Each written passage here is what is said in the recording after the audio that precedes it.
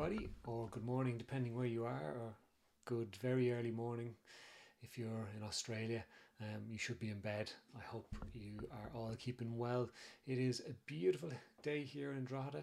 I'm looking forward to getting out in that sun after we've done here. So, how's everybody's week been? I hope you've been all keeping well and that life has been treating you kindly. Things are going nicely here. We're taking along, sorting out some programs now for the later on in the year, the second half of the year, which is exciting to be kind of looking into. And I like getting things planned out a bit without being too structured, but knowing that there's things towards the end of the year is nice to know that people are looking for some of the programs that we can provide. We're going to be looking at the past literacy on, or the empowering learning program that we run for children with dyslexia. That's going to be coming out soon again in September, or no, October we're making the dates. So hopefully we'll be able to come back into a room together with vaccinated people so that everybody is able to come together and learn in a room connected to people while socially distancing, obviously. What else has been going on? Getting closer to having book 2 available to pre-order. Yay! Can't wait for book 2 to be available for pre-order. That's going to be coming along fairly soon. We'll let you know as soon as we can, but do keep an eye on the Facebook page and all the other social media outlets. We'll be putting a link up, and we'll hopefully sneak peek the new cover for the second book. It's getting so close, and when you get so close, you kind of just want it out so people can just have it. But at the same time, it needs to take the time to get all the little bits and pieces in order so that it can come out and not be just a little PDF of me talking rubbish. We have a couple of questions today which we're going to get into. As always, our online school is up and running. We've had a number of people take some of the courses. Our Parenting in a Pandemic course is still free. So go to Help Me to Parent Teachable and you will be able to sign up to that course for free, and we're keeping our other courses reduced. So please do hop along, give them a go, and I'm hoping after the summer to have new courses up there as well. So you guys will be able to, you'll be the first ones to know when the new courses are coming out. So we've got a couple of ideas from you guys, which is great.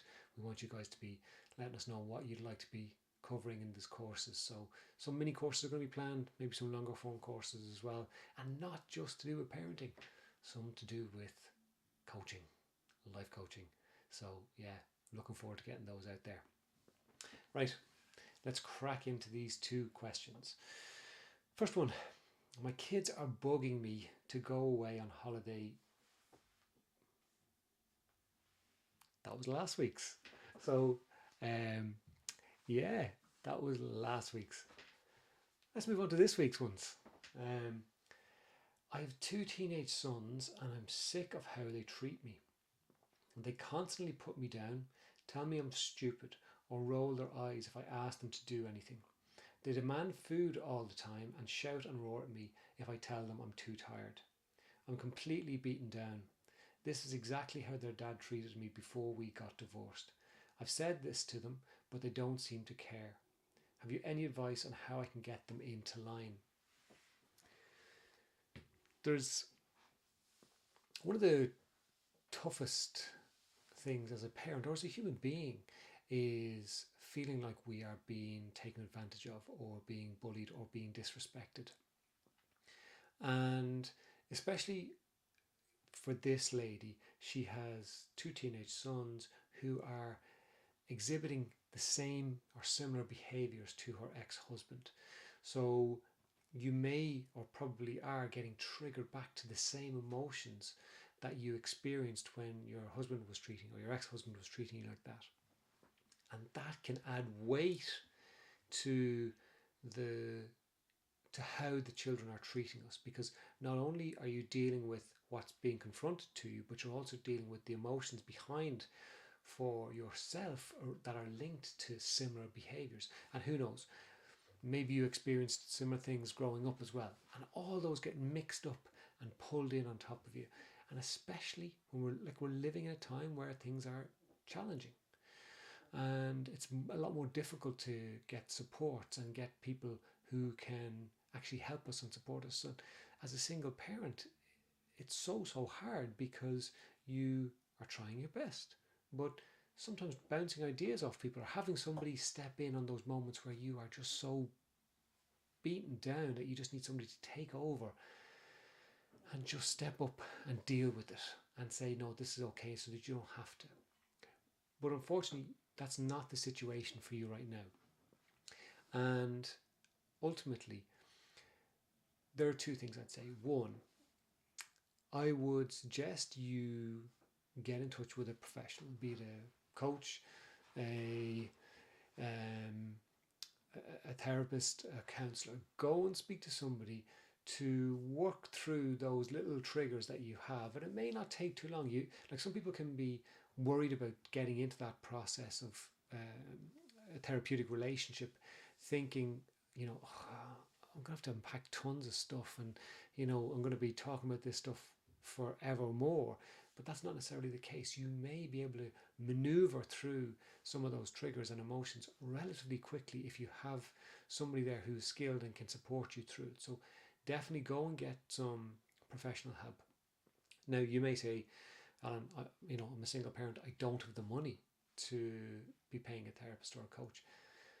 There is low cost therapy options out there. There is low cost counselling options out there. There's low cost coaching options out there that will work within your budget. So do a bit of research. You should be able to get somebody, even if it's on Zoom, and a lot of people are online. A lot of people will say, oh, I much prefer face to face, or I don't have a space where I can be open and honest because the walls have ears.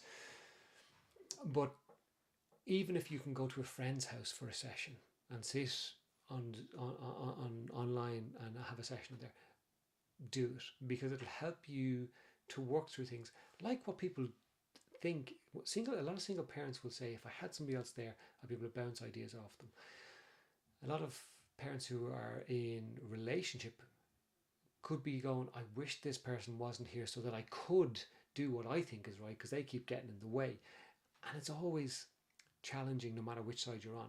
So with someone in a therapeutic relationship with you, you can bounce those ideas off them and find strategies that you can put in place for how you want to manage things. So I could sit here and say, do A, B, C, and D.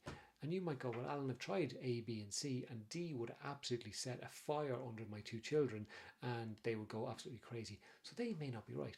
Now, I'm going to make some suggestions.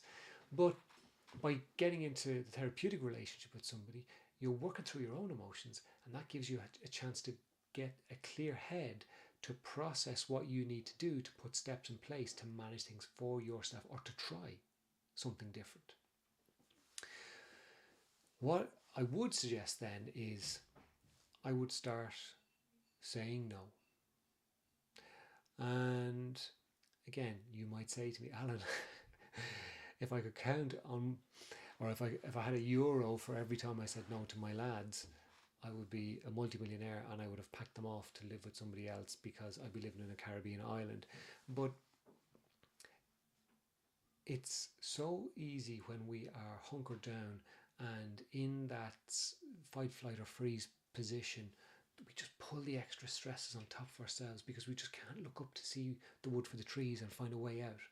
So it's really important that we sit down, be yourself outside of the therapeutic relationship and go, what's okay or not okay for me? So it's not okay for my lads to push me. It's not okay for my lads to demand stuff from me. It's okay for me to say no. And if they shout and roar, go to your room. If they get physically violent, or if they start to smash up the house, ring the Gardaí, ring the police on them, right? There are times where we need to step up and say, this is not okay, and I need some help to show my kids that this is not okay. And that might be that I will ring and get you charged. Horrible thing to do. No one wants to do it. But they need to learn that you will not take it, because currently what's happening is, by the sounds of it, is that you set a boundary, no, no, and then they push, and it's maybe, yeah, okay, because I'm too tired, and that's okay. It's understandable for you to feel that way. It's understandable that you're tired and you don't have the strength sometimes to be able to stand up to it. But if you just take a step back and go, I don't need to change everything right now. I just need to focus on showing them that it's not okay to disrespect me by saying this is not okay. And if you need to ring the guards, if you need to call in somebody to give you a hand, do it. But start to say no and don't give in. Now, I don't know if it's an option to say you can go live with your dad. If you're not happy with the boundaries that I'm putting in place, off you go live with your dad. That may be an option, it may not be an option. Your ex-husband may turn around and go, I'm not taking them. And you can say, well, I'm not taking them. Now, look, this is worst case scenario, but you have to be in a position, there's no point in you putting a boundary in place if you're not willing to go to the point that you say you're going to. So you might have said in the past, right, that's it, I'm going to send you to your dad's, but you're never going to do it. So if that's not an option for you, if that's not something you're going to, take that off the table. But if it is an option, it's okay for you to say, I'm not willing to put up with this. And if you don't like it, so you're putting the responsibility back on their shoulders for them and their behavior. Okay, so it's like they're responsible for their behavior, not you. So I'm not putting up with this anymore. If you're not happy with the rules in this house, go and live with your dad. Go and live with your grandparents. Go and live under a bridge if you want, but I am not taking this anymore. Then look at the simple things, right? So you're talking about them calling you stupid, rolling their eyes. You know, if they call you stupid, what consequences can you put in place? So that might be turning off the Wi-Fi. That might be not giving them 20 quid at the weekend to go hang out with their friends. That might be, whatever. I'm not driving you to sports. Whatever you know will, or you think will have will have an impact on them, not necessarily positive, but will have an impact on them. That's what you put in place. It is hard, it is challenging, but it will work eventually, because they will learn that when mum says no, actually it is no now. For the big things, for the disrespect, for the putting you down, for the mistreating you, whatever it might be. So sit down with yourself, write down what are the things I want to change right now, because don't try and change 50 million things in one go, because it's not going to work. Look at what it is you want to do, plan it out, let the lads know what the consequences are that you're going to put in place, and try and be as consistent as you possibly can. And then look at what are the extreme options that you have available to you that you would be willing to do. Because you might go, well, I'm not going to send them to their dads because I don't want their dad being the main person who's bringing them up, because there's a reason I got divorced from him. But I suspect that given that that's the way their dad is, maybe you sending them there, they would come cap in hand fairly soon to you going, please take me back, ma'am. So explore it. Look at what you want to do, and then look at the therapeutic relationship. I think you could definitely benefit from having some space to talk about what's going on for you without it being somebody who's emotionally invested in you, because you'll feel like a burden to that person. They might advise you to do things that may not work for you, whereas with a therapeutic relationship, it's different. It allows you the space to talk about what's going on for you without judgment, without expectation, because you could go in and go, I hate my sons. I absolutely hate my sons. And then you work through it and you actually, no, I don't really hate them. I love them. They just piss me off sometimes. And if you've got somebody who is a professional, they'll be able to go, It's okay for you to say that. That's no problem. And then it helps you work through it. So I highly recommend you do that and give yourself a break. You're doing the best you can, but you don't have to put up with this shit anymore. You don't have to.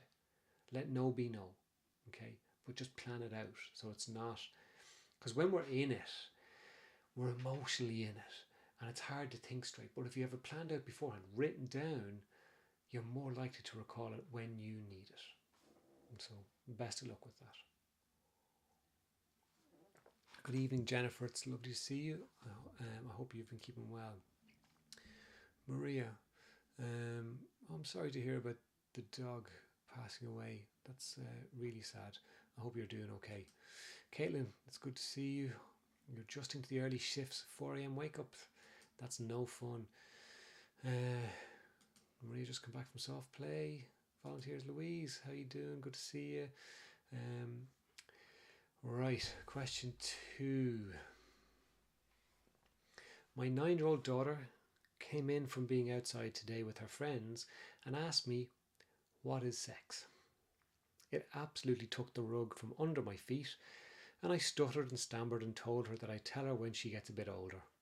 She wasn't overly impressed, but took the answer and disappeared. I've been playing over and over in my head the things that I could have said, but I didn't. I don't want her feeling like she can't come and talk to me, or that I'll always fob her off.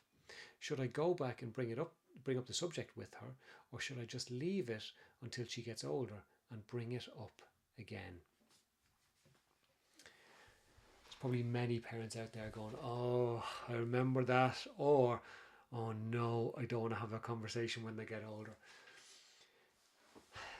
Kids talk. And yeah, kids talk and kids get interested because they're curious, because everybody's talking about it. And I think it's one of those things where a lot of parents dread it, but in some ways it's actually quite a positive thing, because it's a positive, they're opening up the communication with you. So they, like, your daughter obviously feels comfortable enough to come to you to talk about it. Okay, there's something here I want to find out more about. It's all right that you responded the way you responded, because you were taken unawares. That's just life. That's okay. So she's experiencing people talking about it. So it's a discussion. And as you know yourself, kids at that age will have a lot of misinformation. So while you may not feel ready to have the conversation, there are lots of resources out there that you can go to learn what's appropriate at that age, because that's something that a lot of parents can struggle with. What do I actually tell them about? Because, I'm not quite sure that I want to delve into the nitty-gritty just yet, and maybe your child doesn't need to know the nitty-gritty just yet. So maybe all you need to do is sit down and talk about, well, sex is when a man and a woman, or whatever, man and a man and a woman, whatever is appropriate for your daughter. But go do your little bit of research, read up on it, and then start to put it back on her. What other questions do you have? And she might go, that's fine, I'm okay with that now, that's all right, now I know. You started the dialogue, and there are lots of books out there that are aimed at that age group to start to let them know about periods, changing in the body and that kind of stuff. So it's a gentle kind of process of bringing them through, and something that can be really nice in terms of them starting to feel comfortable with what's changing within them. Because what I will say is, in my experience, girls and boys are developing much younger than maybe years ago. So your daughter may get a period in the next year. I know she's only 9. She may have a period now. She may start to develop in the next year. Who knows? So having those conversations in the sense of, now I know we're talking about, she's asking about sex, but in the sense of the progression of having a conversation about changes in the body, to having conversations around where children come from, to having a conversation about appropriate relationships when she gets older, and what's okay and what's not okay for her. It's a process. So this is something that can start it, and then have a conversation about where babies come from if you want, because that's probably the context that she's hearing about sex right now. It might not be, and if she says, no, I've heard something different, well then have the conversation around what she's saying. But you know your daughter best. You know what she's able to process and understand. So read a book yourself, get her a book, and have that open conversation. So what you're asking, should I go back or should I leave it? Well, maybe use this as an opening to start a conversation with your daughter around the development and sex and stuff like that, because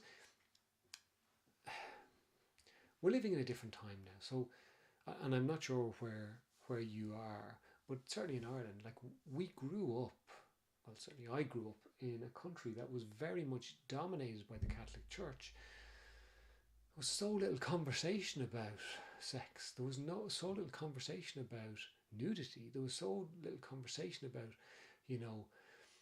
relationships outside of a man and a woman being married and being in love and having a baby, and that's what sex was all about. Like, thankfully things have changed, and talking about sex and gender and exploration is being encouraged now. It doesn't mean that we're necessarily comfortable with it, but it's definitely been encouraged. So having that conversation about, it's okay for, obviously not at 9, but as she gets older, to talk about that it's okay for her to enjoy sex. It's okay for her to have sexual partners and be safe and stuff like that.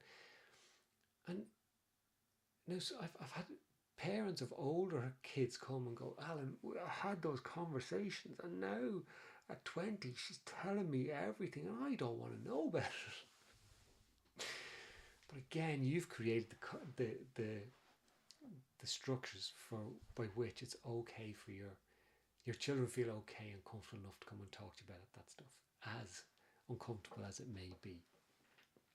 So get a book for you, or read up about generally what to do professionals feel is appropriate. And I think relationships starting to talk about appropriate relationships is really, really good, and how the body develops and stuff like that.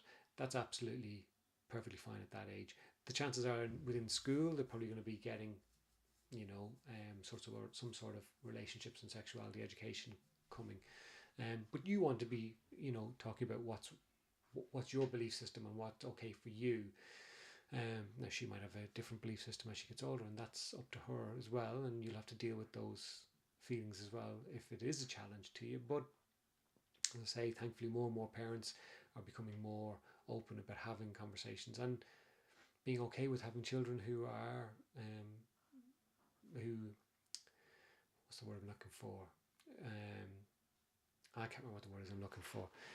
Just kids who identify with different ways of being in this world, and so it's becoming more and more okay, and which is fantastic. So get the book for you, book for her, and then have the conversation around appropriate relationships and what sex is, but at an age appropriate level, and then reassure her that you can come to me and talk to me about anything you want. So you can ask questions and I'll answer them as best I can. And this is your opportunity to say, and it may be that I have to come back to you about it because I need to think about what it is that I want to describe to you, like with this. So if she does come along and talk about something that is